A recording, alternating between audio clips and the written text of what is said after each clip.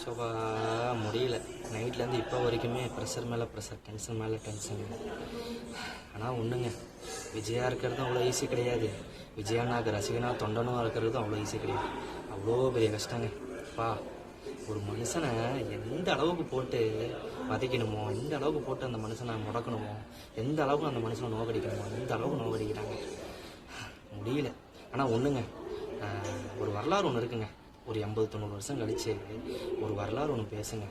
சினிமாவில் ஒருத்தர் இருந்தான் விஜயன்ட்டு. அவனுக்குன்னு ஒரு இடத்த பிடிச்சி, அவனுக்குன்னு ஒரு சாம்ராஜ்யத்தை பிடிச்சான். மக்கள் ஆதரவு அவனுக்கு அமோகமாக இருந்தது. அரசியலே பல சூழ்ச்சிகள், பல தடைகள், பல பிரச்சனைகள், அவனுக்கு அடி மேலே அடி கொடுத்து மக்களோட ஆதரவு அமோகமாக அவனுக்கு இருந்தது அப்படின்னு சொல்லிட்டு ஒரு 70-80 வருஷம் கழிச்சு ஒரு வரலாறு ஒன்று பேசுன்னு பாருங்க. அதை நினைக்கும் போது எனக்கு இப்போயே குஸ்பாம்ஸ் ஆகுதுங்க. ஆனால் ஒன்றுங்க, அப்போ நம்ம அதை பார்க்குறப்ப உயிரோட இருக்க மாட்டோம். ஆனால் அப்போ இருக்கிற ஜென்ரேஷன் ரொம்ப பெருமையாக பேசுவாங்க. இப்படி ஒருத்தர் இருந்தானா, இவ்வளோ தடை, இவ்வளோ பிரச்சனையும் தாண்டி ஒருத்தர் வந்தானா அப்படின்னு சொல்லிட்டு பேசுவாங்க. அதை நினைக்கும் போது தாங்க எனக்கு பயங்கர சந்தோஷமாக இருக்குது.